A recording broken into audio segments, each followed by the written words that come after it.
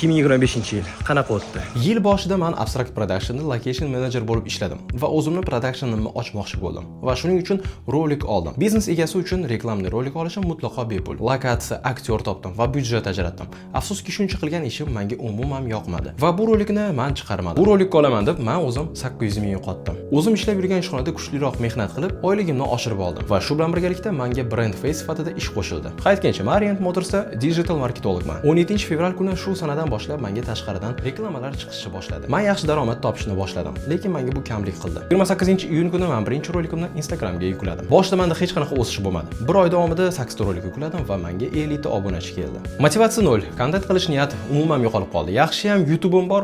Shu YouTube'imda bitta rolikim 1 millionta prosmotr bo'ldi va shu meni to'xtab qolmasligimga yordam berdi. 2 oy o'tgandan keyin Instagramda birinchi 100 ming prosmotrga erishdim va bu yog'iga prosmotrlar, obunachilar kelishni boshladi. Shu bilan birga katta reklamalarga aktyor sifatida chiqdim. Oktyabr oyida esa Deep and Well Challenge'ning g'oyasini oldinga surishni boshladik. 24-noyabr kuni challenge-ga start berdik. Umumiy hisobda 325 ta odam ishtirok etdi. Boshlanishi uchun yomon emas, lekin menga yoqmadi. Ish davomida odamlarning psixologiyasini o'rganishni boshladim va har xil biznes egalari bilan tanishdim. 3 ta marafonda ishtirok, 30 kilometr yurish, har xil yutuqlarga erishdim va hatto bu yil burnimni operatsiya ham qildirib oldim. Bu yil menda har xil ko'tarilishlar, tushishlar bo'ldi. Nima bo'lgan taqdirda ham men to'xtab qolmaslikka qaror qildim. Yangi yil oldidan men 5000 ta obunachi bo'ladi deb o'ylanmadim, lekin 5000 ta bo'ldik.